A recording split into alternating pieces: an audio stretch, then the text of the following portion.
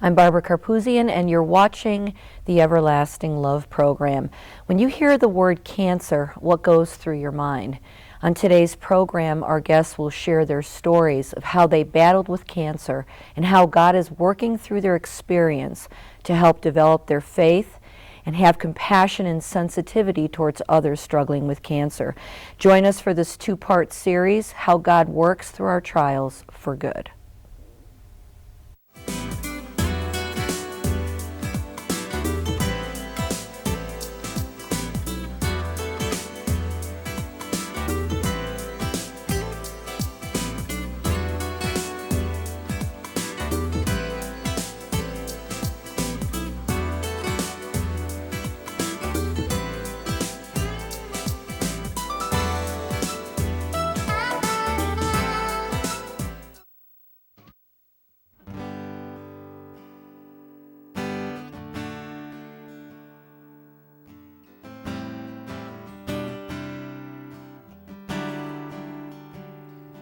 Been through hell and back. You say that your life has crashed, I know it well. You think that you ain't good enough to come and talk after everything you've done and all. I know it well. But push through those lies, 'cause that is not my voice to you. I am with you, I'm not ashamed of you. I am proud that you are my child. I take joy in you, and every unique thing you do.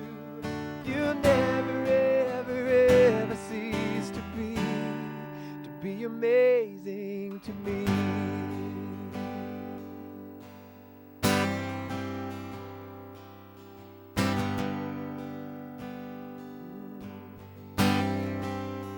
So won't you come sit down with me? I just can't wait to hear your voice.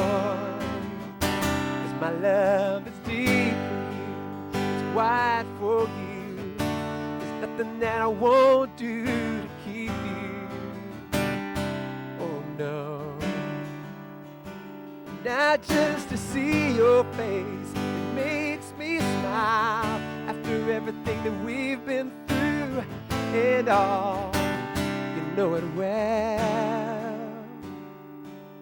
So run through those lights, run into my embrace. 'Cause I am with you, I'm not ashamed of you. I am proud that you are my child. Yeah, I take joy in you, and every unique thing you do. You'll never, ever, ever cease to be amazing to me.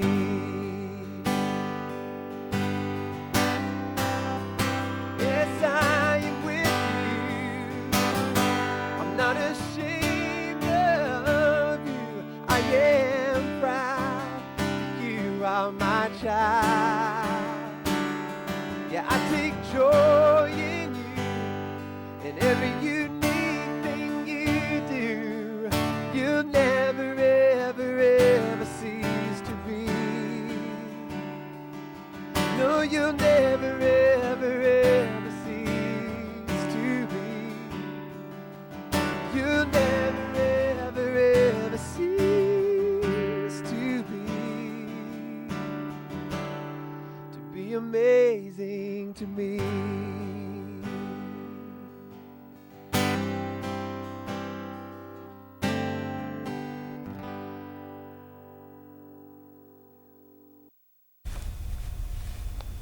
Welcome back to the program. I hope that you enjoyed the selection by Todd Warren We want you to know that God loves you with an everlasting love. It doesn't matter what experiences you have in your life now or what you've experienced in the past. For whatever pit that you may have been in or that you may feel that you're in right now, God is deeper than that pit. And He will reach down and He will draw you to Himself. His word says, if you seek me, you'll find me if you search for me with all your heart. Ask Him into your life today. He loves you and He will change your life. During the course of the program, you'll see a number up on the screen, 773-286-2172, or our website, www.everlastinglovetv.com. We'd love to hear from you. Give us a call, send us an email. We will get back to you.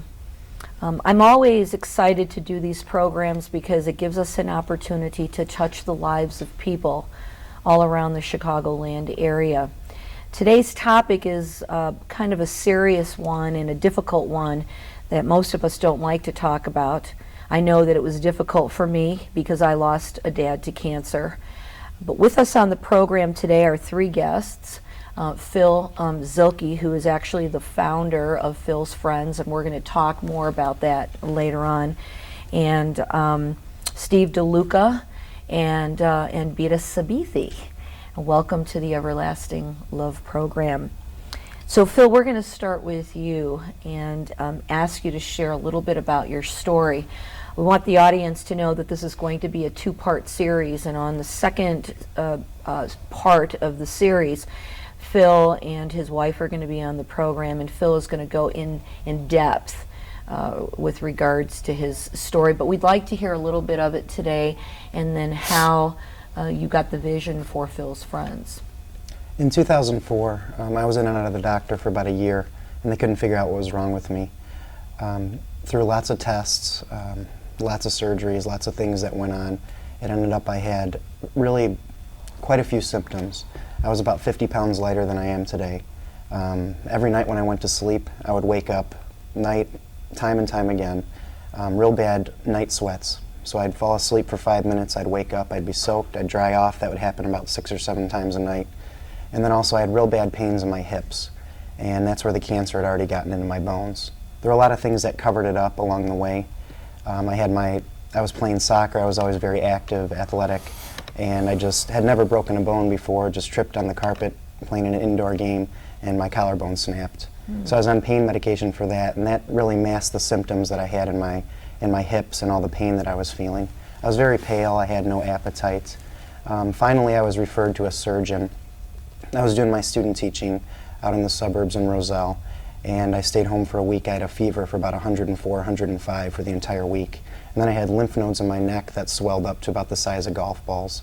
So at that time they brought me to a surgeon, and I remember it very clearly. I went into the room with my mother and saw the doctor, and he felt around in my neck and said, you know, we're going to have to do a needle aspiration. And at that time, you know, I was deathly scared of needles. I was ever since I was a child, and at that moment it was just really tough for me. So I laid down and they took the fluid out, and so much came out of my neck that it spilled all over the floor. And right there they said you have a 50% chance that you have cancer.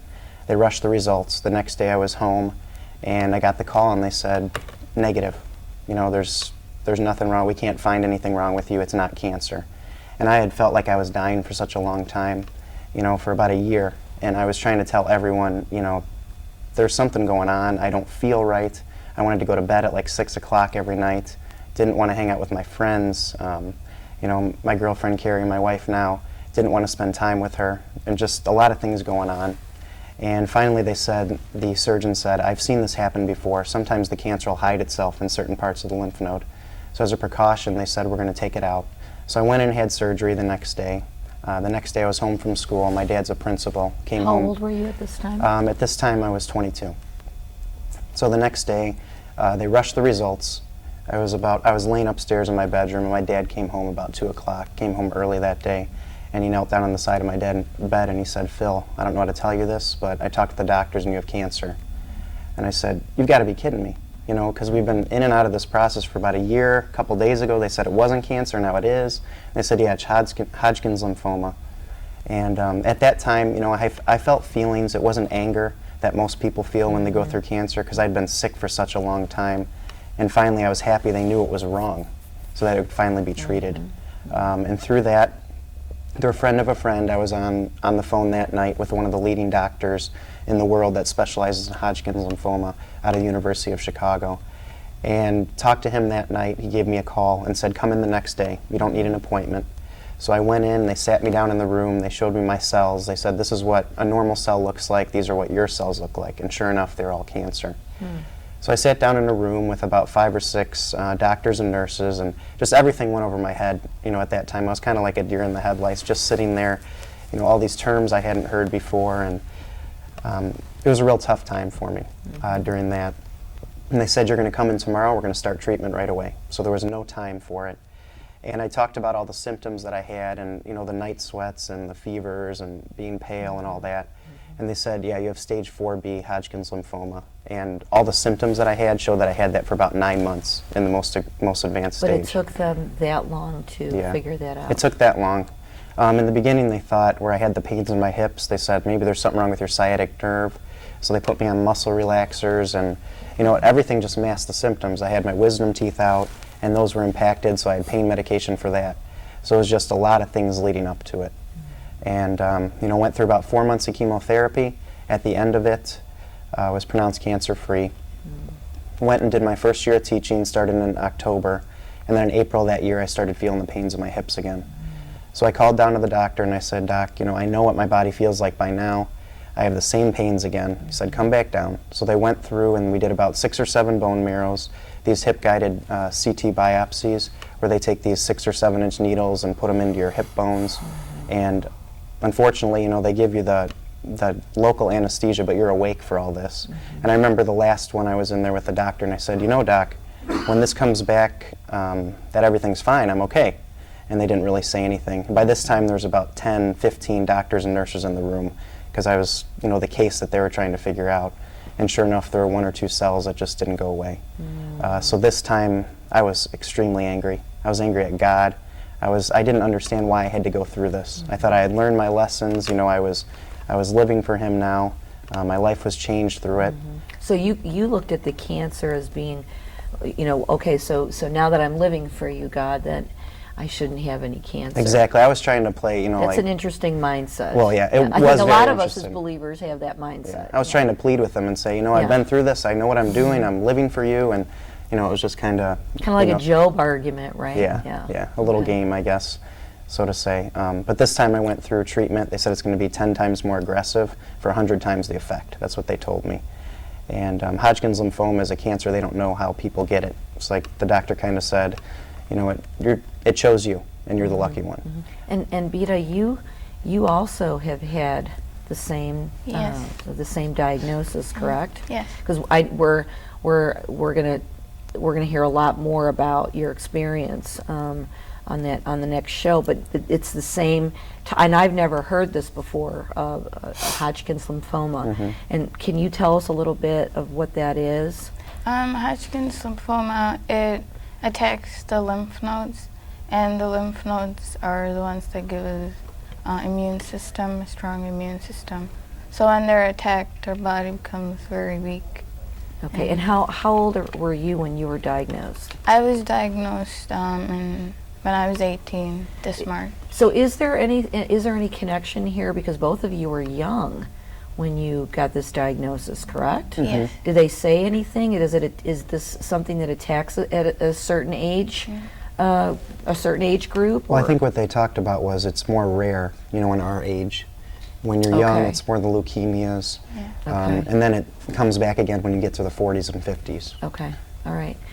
Okay, so you go through this whole experience, and your second bout, and I know you're going to tell us more about that later, but after you came through this whole experience, what was at the tail end of this? Well, at the tail end of this, I really realized that I was going through this for a reason. I was always a healthy person, and you know, I put my faith and my trust in my Lord and Savior, in Jesus Christ, and for what He has done for me on the cross. And it came down to, I went through, the second time through, I went through about 3 or 4 rounds of chemotherapy. They harvested my stem cells. They gave me 7 days of what you call lethal chemotherapy, where your body doesn't recover. It takes all your blood counts pretty much down to 0. You're in an isolation room, flat on your back, you know, fed through tubes. There's just everything, all the medicine is, you know, just coming through. And it's just you and God, basically. And I remember crying out to God in my hospital bed and saying, Lord, you know, if it's time for me to go to heaven, I'm ready. But if it's not, I promise to devote the rest of my life to you and what you have planned for me. And through that, God was able to really show me a need, that there's a lot of people who struggle with cancer. Yes. There's a lot of cancer organizations out there, and they go to research, which is wonderful. But what about the spiritual side of things? What about walking through with them? What about their emotional needs? So through it, God was able to help me form an organization called Phil's Friends, and it's to bring Christ-centered support and hope to those who are affected by cancer. Okay, so how did you go about doing that? Well, when I went through, I was walking up and down the hospital, the rooms, and I saw so many people in there alone. And I talked to my dad about it, talked to the nurses. They said, you should really do something about this. So when I was really sick, I had a lawyer come into my room and a couple other of my dad's friends, and I signed some papers to become a 501c3, a non-for-profit, and that got the ball rolling right there. Okay, so Steve and Beta are both sort of in the fruit of this foundation or this organization, and I want them both to share their stories. But you're a young man, and God has given you this vision. How old are you now? I'm 27. Okay, so you're 27. And how long has Phil's Friends been around? We've been official for 2 years. Okay, and I looked at the website, and if there's anyone that's watching that wants to have access to the website, give us a call and we'll make sure that you get that information. And I saw things like care packages on there, and just wanted you to talk a minute about what is a care package. Well, one of the things that meant so much to me when I was going through it is that we had people praying for me, and people cared about me. They put something really nice together for me. And just to know that people were thinking about you, it's the little things that go such a long way when someone's diagnosed with cancer. So we have care packages that we deliver. We have a separate one for kids, teens, men, and also women. The men's is delivered in a duffel bag, the women's is delivered in a tote, and the kids is delivered in a backpack. So there's common everyday items. For example, in the women's care package, we have blankets, pillows, lotions, a lot of things like that, everyday items that they need and they enjoy. And then also different spiritual material. If they're not a Christian, we'll put a Bible in there. We have journals for them to write down their thoughts, because it's such an important part of the process to get that out. And then we put it in the hands of someone that we know, someone that knows the cancer patient so they can deliver it. Otherwise, someone from our organization will go and personally visit with them. Okay. Well, I've just been informed that the website is actually up on the screen right now, and so if you know someone that could really benefit from this, please make sure that you take a look at the website. So Steve, we want to hear your story, and Beta, we want to hear yours as well. How did you come to know Phil, and how has this organization supported you? And then we want to hear your story. I found out about Phil's Friends when my wife went to a Christian concert, and Phil had a table set up in the lobby of where the concert was. And my wife called me. I was on shift at the firehouse. I'm a fireman, and she's like, you need to look up this organization, because this is exactly what I wanted to be doing. And we both have the same Bible verse as our scripture, Philippians 4:13, I can do all things through Christ who strengthens me. And I looked it up, and I emailed Phil and just told him a little bit about my story, and just that we need to get together. We both have the same goal here, and I think we can, you've already got the ball rolling, and I think what he's done is amazing. And I think this organization is just, the work it's doing is really powerful, it's very impactful, and I want to be a part of it. Okay. So tell us your story then. I was diagnosed with stage 3 colon cancer at 33, which is really young for colon cancer. They normally don't start screening for it until 50. So when I started having some symptoms, I had a yearly physical, they sent me for a colonoscopy, and everybody was expecting it to be normal, and nobody was really thinking cancer at that point. And all of a sudden, when I woke up in recovery, they're like, well, we had to stop the procedure because we found tumors in there. And we did biopsies, but even before we get the biopsy results back, I'm telling you now, these are going to be cancerous. So that kind of set a ball in motion where the next day I had a CAT scan and then met with a surgeon, and the next week I had surgery and then started chemotherapy a month after that. So it was just one of those things that kind of like, how did I get here? And I was not a Christian at the time. And 5 years prior to my colon cancer, I had a non-cancerous brain tumor at 20, and it was 28. And so it was through all those experiences and that I was questioning a lot of things. Certainly I was questioning why this was happening to me, and what did I do to deserve this, and how can I get through this. And I was married at the time, and I got through the chemotherapy and all the treatments, and after that the cancer experience kind of put me into a selfish kind of place to where it became more about me. And I think cancer has a way of really either bringing a couple together even stronger, or it kind of separates them more. And I think it separated us to where I started becoming more involved in the cancer community, and it became more about my experience, less about the overall family and marriage. Okay. So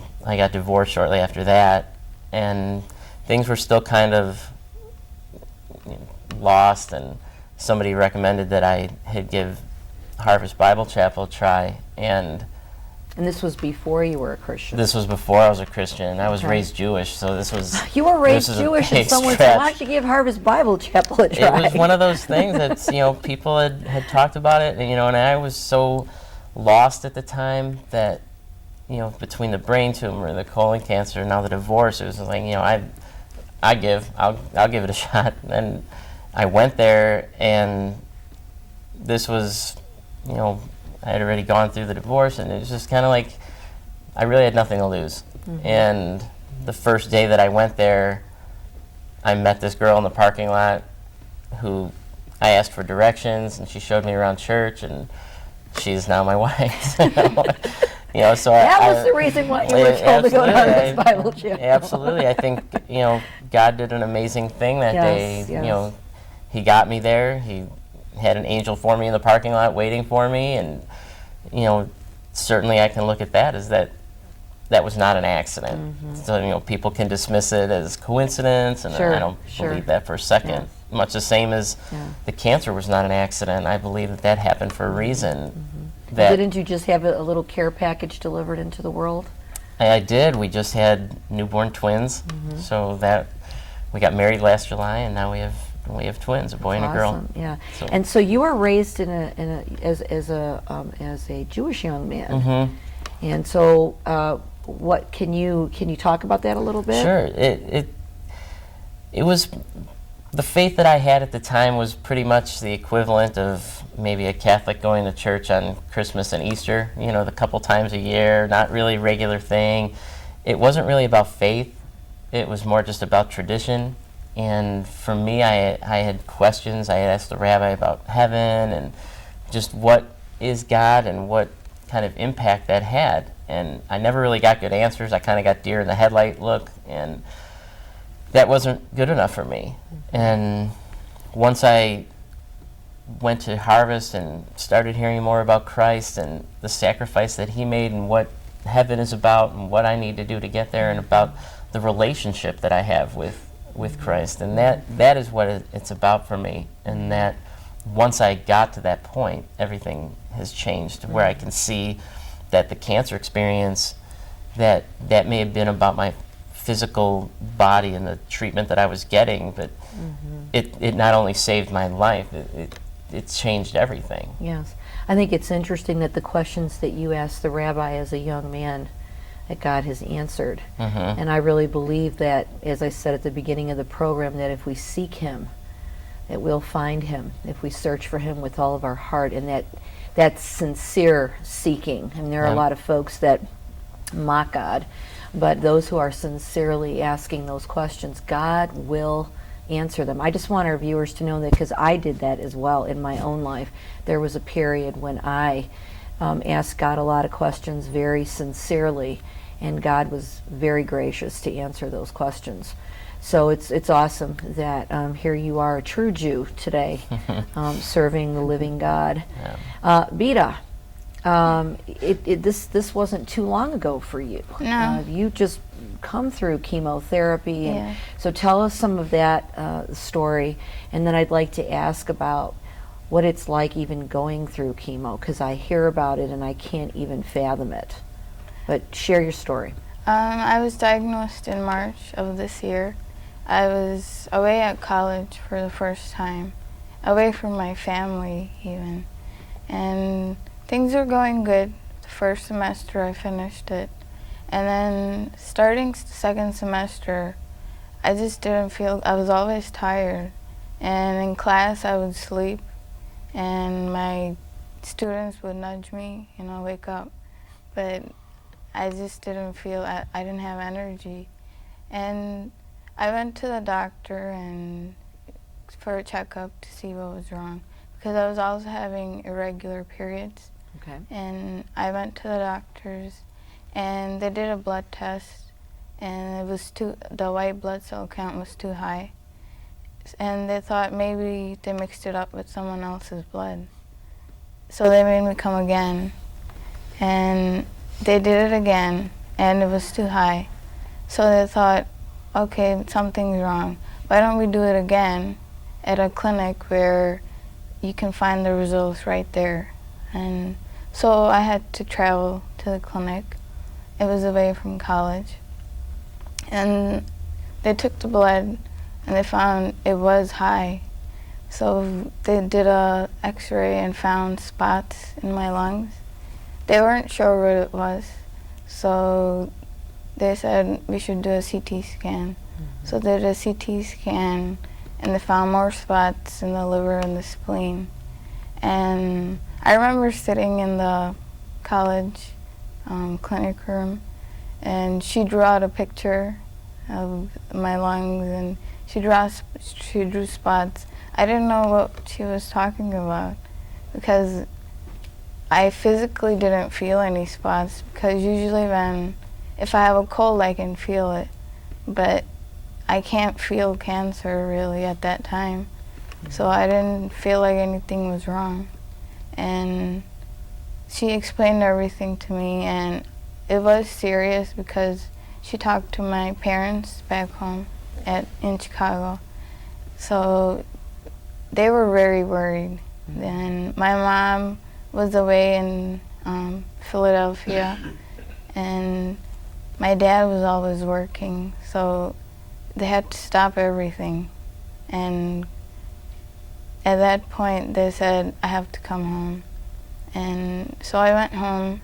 I saw the pulmonary doctor, and they did another CT scan. And there they found a big mass by my chest. And my college doctor didn't tell me about that. So there was another big mass. And from the CT scan that they took at the college and the one that the pulmonary doctor took, the tumors had gotten bigger. So they were growing. And my mom was terrified. She went through a lot just the first 2 days. And it didn't hit me. And I got a needle biopsy done, and they said, we have a preliminary diagnosis that this is Hodgkin's lymphoma. And all I said was, thank you, doctor, and I shook his hand, because I didn't know what else to say. And at that point, it didn't hit me.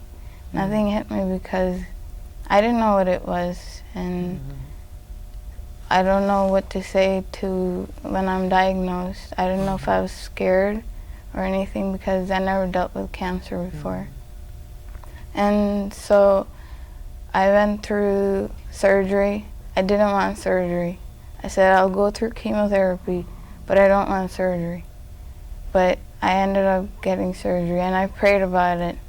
And my mom, she sat down and prayed for me. She said, this is just a small thing. Look at all your other friends and look at what you're going through. You can help them. And so I went through surgery, and while going into the surgery room, on the side, on the billboard, it said, "Lo, I am always with you." And that just put a smile on me, even though I was going into surgery. And after that, they took me to the Children's Hospital at Hope Children's. And I started chemotherapy right then. And I went through chemotherapy for 4 months. And then on the last day, I was like, oh, okay, I'm done. But then I went home. I felt terrible. I had very high fever. I just felt terrible. So I was back in the hospital for a week. But eventually everything ended, and then I thought I was done with everything. But they found scar tissue. So they said I needed radiation. And I was pretty sad to know that. I was disappointed because up to then I was positive. I had so many prayers and that kept me going. And then they said radiation, and I thought, okay, let's get back in the game. So I went through 2 more months of radiation. And through it all, I think only God's been there for me, really, and He's been my strength. And sometimes there's no hope, and when all I was doing was throwing up, and it hurt to throw up because there was nothing in my stomach, and I was down to 87 pounds at one point. And It's amazing to me that as I listen to the stories that here is a very difficult situation. And even though there's different emotions and reactions with regards to God, that in all the situations, it's all about Him. And that it's your faith that ultimately gets you through. And Beta, you're from Indian heritage, correct? Yes. And so is there a perspective that the Indians have with regards to cancer? Yes, they have a very negative perspective on it. Usually no one talks about cancer. They don't, if they have it, they don't come out with it because they don't want others to know. And I found out that there were people who had cancer in our Indian community, but they never told anyone to the church.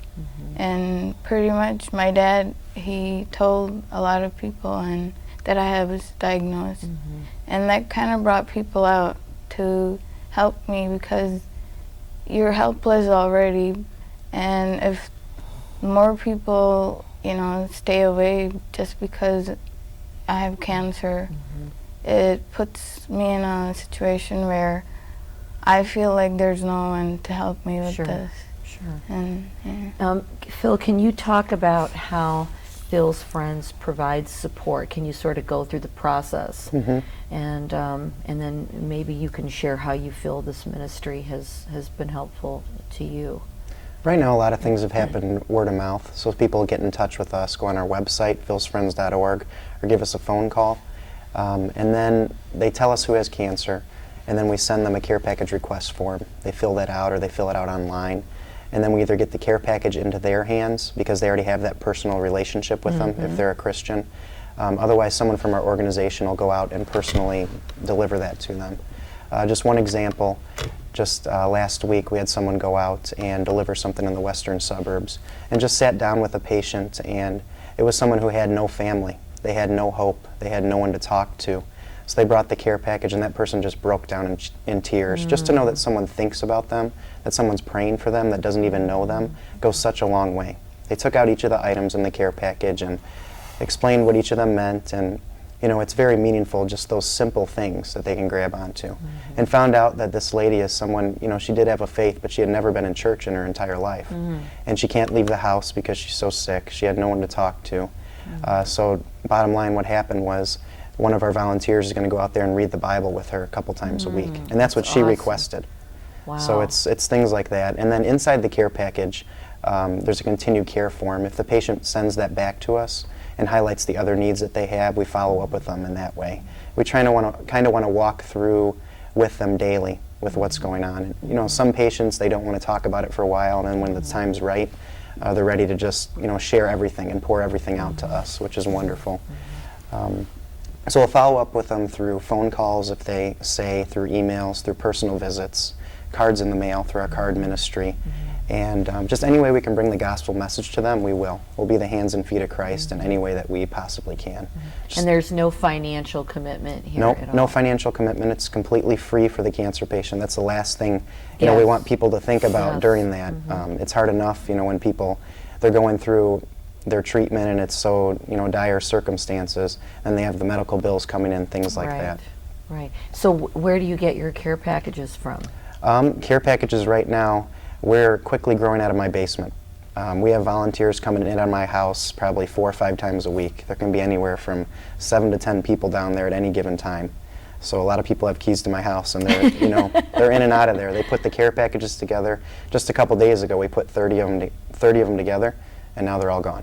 So I mean, cancer is such, it affects everyone. If you're not going through it, personally, someone who is. But who provides the items for the care package? We have care package drives that churches and different groups in the community can do. We have an approved care package list on our website. Also, we have one of our key volunteers, Carol. She works about 40 hours a week for us, just volunteering. Wow. She'll research these items and find the best price, talk to them, see if we can get the items donated. So a lot of the items that we have, they're down to such a small price. So our cost totally is about probably $50 per care package. Okay, all right. That's really awesome. Yeah, you can see that God is in this because He's blessing it and it's reproducing and reproducing. So how has this blessed both of you? Either one of you share. To see how Phil's passion for this cause it's addicting and it's inspiring, and I know that to see people that are going through a hard time, knowing that that I've been there and know what it feels like to feel alone, to just to like he said before, to know that somebody's thinking about us, a little thought of somebody coming over and praying with them, even a phone call just for 5 minutes is something that you can feed off of the rest of the day. Yes. And it's all about it's a daily struggle. Chemotherapy for me had a way of slowing down time and just freezing the day, that where when somebody in February is like, oh, May's just around the corner, you'll be done in no time. It's like, I can't even see 8 o'clock at night. That seems like an eternity. So, when you get a phone call just from somebody letting you know, hey, is it okay if I pray with you? That's a really meaningful thing. And what is it like going through chemo? long. For What me, are it the was very physical, long. the Physical. emotional? What is all that like? Each cancer and each chemotherapy is different for each person, but no one really gets through it unscathed. And the side effects that one person might have, others might not, and vice versa. For me, the physical side effects were very hard. And the first thing people think of is like, oh, are you going to lose your hair? And for me, for colon cancer, that wasn't that kind of chemotherapy. I didn't lose my hair, but I had real bad stomach issues and mouth sores, and just the fatigue was real. It was very draining. It was very tired. And I tried to work through it as much as I could, but there's just times that you just have a hard time even getting out of bed. So And you're a firefighter, so during that time, what were you doing?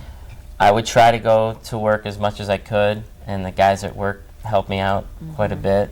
And if I just wasn't up for it, then I would have to stay home. But I tried working as much as I could through the 6 months.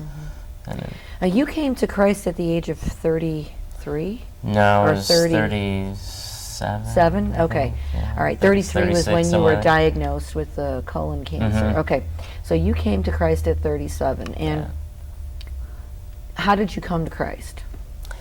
It was after I'd gone to Harvest Bible Chapel and I heard a bunch of messages, and just the pastor there was very passionate. It was just when he was reading from the Bible and giving a message, it was very much clear cut, black and white. This is the truth.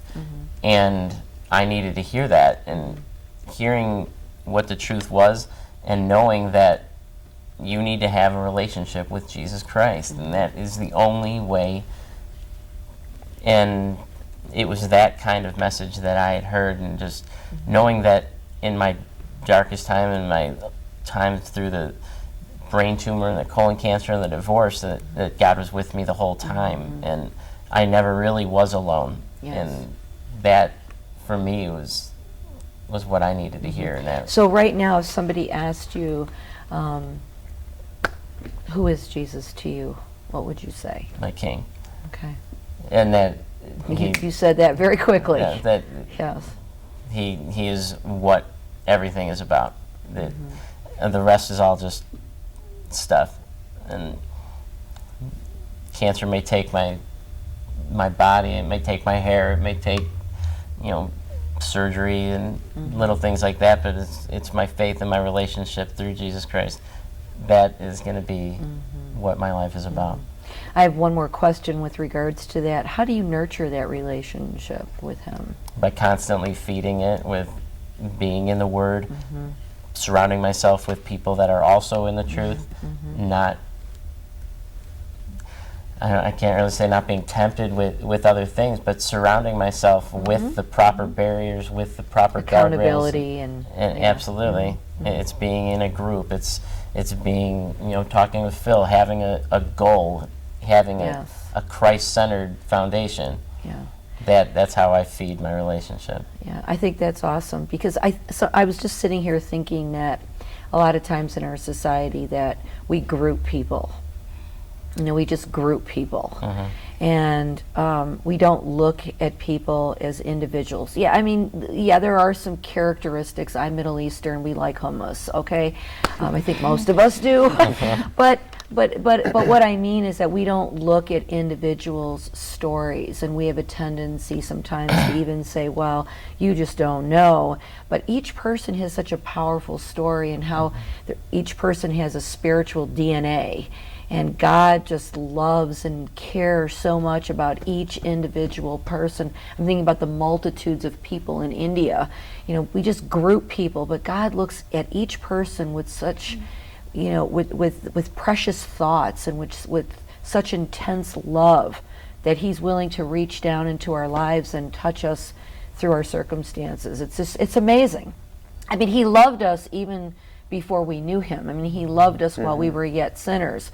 But just to look at the different people, I've been blessed to see so many different people on our show and the different stories, and it's just amazing. And for a moment, there's that glimpse of God where you can almost see how God sees as He looks at each person.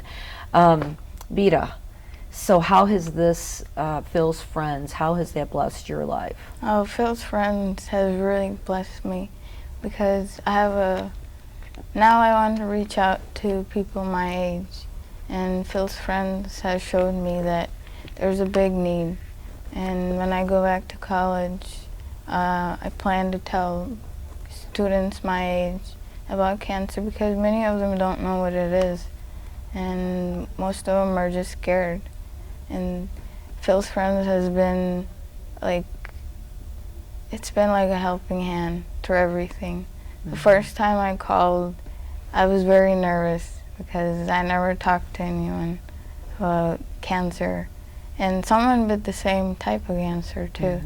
So as soon as I called, we talked for an hour, and he told me everything. It's better than any book I read, because books can be discouraging, especially the ones that doctors give you. And Phil has been my favorite book. And outside of the Bible, right? Yeah, of course. Yeah. But he brought the Bible into my life too, and he told me, God's there for you, and have a strong faith in God, because that's gonna get you through. And he said that's what got him through, and it's keeping him going. And hearing that from someone who's been there is very encouraging, and hearing that he's healthy gives me also a healthy attitude. Yes. So.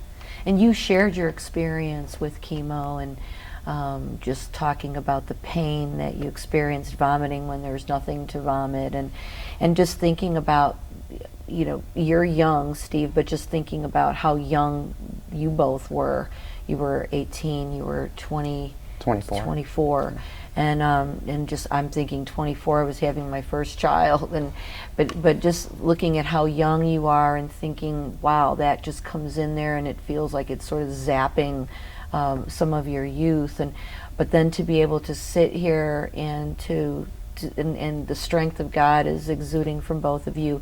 And the next question I was going to ask is, what do you say to somebody that has cancer, or what do you say to folks that have no knowledge, and how do you deal with it?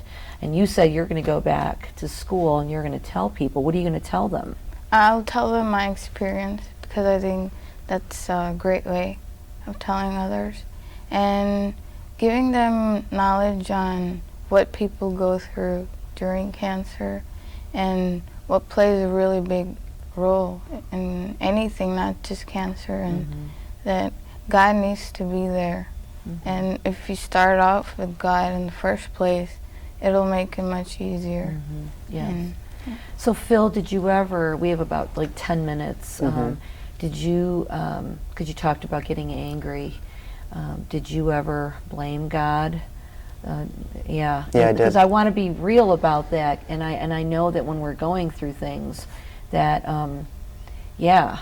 So talk about that, and what would you say to somebody today then? Yeah. Upon my diagnosis the second time, that's when I got so angry at God, and I blamed Him. You know, I said, I was trying to make deals with Him, saying, you know, I've learned my lesson.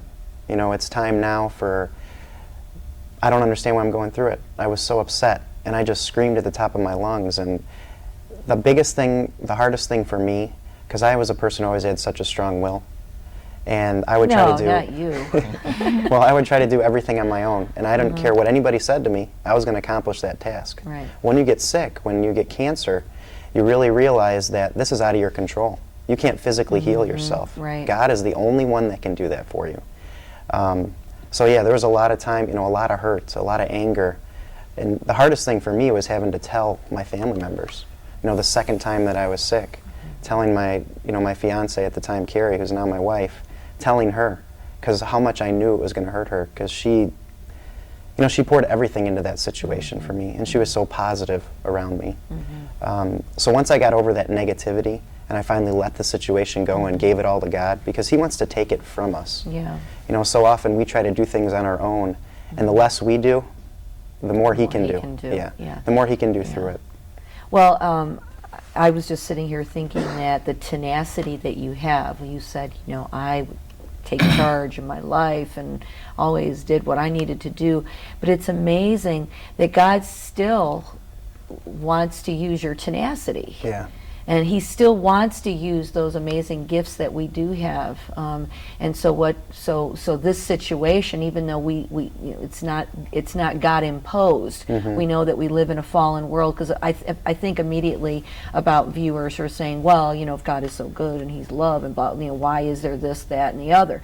But we know that we live in a fallen world. We know that doctors aren't perfect, and we've heard that just right here, but we're grateful for them. We're grateful for the medical world and what they can do, but we know that God is the ultimate healer, that God is the ultimate comforter, and all of that.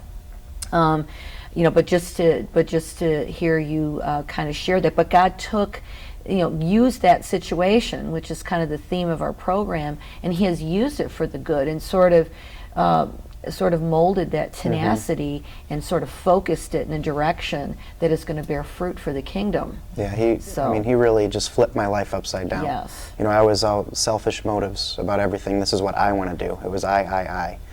And it took me to be laying flat on my back in my hospital bed, where it was just me and God. There was nothing, you know, you're too sick to turn on the TV. Yes. You're too sick to read. So I would have, you know, my grandfather or people on the side of my bed that were reading God's Word to me. And that's where I got my strength. Yeah. And when I was memorizing memory verses out of the Bible as a child, people would always say, you know, when you get older or when you get sick and you can't read or you can't do all these other things, Right. that's when these are going to come into play. Yeah. And what I realized was that was my opportunity. You know, all the memory verses that I had known, that, you know, Christ is my strength. I can do all things through Him. You know, He is my Lord. He's my Savior. He's everything. Yeah. Just that's take awesome. all of me. Yeah. And that's pretty much what it did. I had to give my entire situation over to God, and once I did that, I was able to have joy. Yeah. You know, I was able to face it with a smile on my face, even though it was such a difficult circumstance. Yes. Yeah. And knowing that Steve. none of what we have belongs to us, that it's all about God, and it's all, you know, even our kids, I'm just doing the best that I can Yes. Yes. to raise them, but they belong to Him. Yeah. And- So what would you say, I'll give you a minute or two, what would you say to folks that have cancer? That there is a gift in this, and it's very hard to see the gift while going through the crisis. But in hindsight, you will be able to look back and see the gift in it. And I don't have all the answers by a long shot, but God does. And there's lots of things that I don't understand, that I may never understand. Yes. But there are reasons for everything that's happening. God has a purpose and a plan. Yes. And as soon as I let go of my false sense of control on what I'm trying to do and just give it over to God and let His plan take fruit, that's when things will really take off. But it's a hard struggle and it's a long journey, Yeah. but there are gifts in it. Yeah. Well, like I said before, we always like to pray for folks at the end of the program, and we're going to do that. And I want those of you that are watching to know that the scriptures say that God's plans for you are good plans. They're to give you a hope and a future. And whether God heals you of cancer, whether you have to walk through it in a situation like this, even when I think of my own father and his passing with pancreatic cancer, at his wake, God moved in a powerful way to touch unbelievers' lives, and so God can take any situation and use it for the good. So Phil, I'm going to ask you if you can pray. Love to. Just something briefly for our audience. And Steve, maybe you could sort of piggyback on it, and we've got about maybe a minute and a half. Okay? All right. All right. Dear Heavenly Father, I want to thank you for this day. Thank you for the gifts of health that you bring us. Please keep us mindful that we are here for a reason. We are here for your purpose. I know there's a lot of people listening today that do not yet know you. I ask that you'll bring those people to us so that we can share the hope and the peace and the joy that only you can provide, that only you can give us. Lord, I know there's a lot of people out there with cancer, a lot of people that are supporting people during their cancer journey. And I ask that you'll just be a blessing to them, that you'll be the hope in the midst of that circumstance, and that they'll be able to know that yes, they can do all things through Christ. They can do all things through you who does give them strength. Lord, everyone's at different situations in their lives, no matter what it may be. Maybe it's cancer, maybe it's something else. I ask that you'll be there for them during those times and just provide. We know that in your word it says that when we draw near to you, you'll draw near to us, and you'll meet us in that circumstance. Yes. I ask that you meet us in those circumstances in our lives. And I ask that you'll allow Phil's friends to be a blessing Yes. to all those people who are struggling, so that we can be with them and walk side by side with them through their journey. I want to thank you for this television show, and I want to thank you for all the people that you've helped put it together, and ask that you bless their lives as well. I am a nurse practitioner at University of Chicago Comer Children's Hospital, and I met Phil when he was diagnosed with cancer. So I've known him through all of his treatment, through his therapies, after therapy, and when he first thought about creating Phil's Friends, and when he developed the board, he asked me to be part of be a member of the organization. So Phil affects people both directly when he's seen patients in the clinic, when he's been able to talk to people and say, I've been there, and to show people what he's gone through and where he is today and where he plans to be. And I think indirectly, what one of the strengths of Phil's Friends is the gift baskets that are handed out, because it's not like somebody knocking on someone's door. Phil had a moment where he knew he had to surrender. Not all patients know when that moment is, and nobody else knows when that moment is. And sometimes those subtle hints of the fact that God is there for you, other people are there praying for you, really come in the darkest of hours for many people. Well, I think the biggest thing is Phil's Friends allows that other dimension that's so important in somebody going through a potentially life-limiting disease like cancer. And so medicine is only one portion of getting through. So we can prescribe the medications, we can give the treatments, but mentally and physically how patients and their families survive really depends on the support they have. In my opinion, the belief they have that somebody else is ultimately in charge. So God gives us our talents, our medicine, our knowledge, so that we can pass that on for patients. But the reality is, He's the one ultimately in charge. Hey, we're 33 miles. Support Phil's Friends.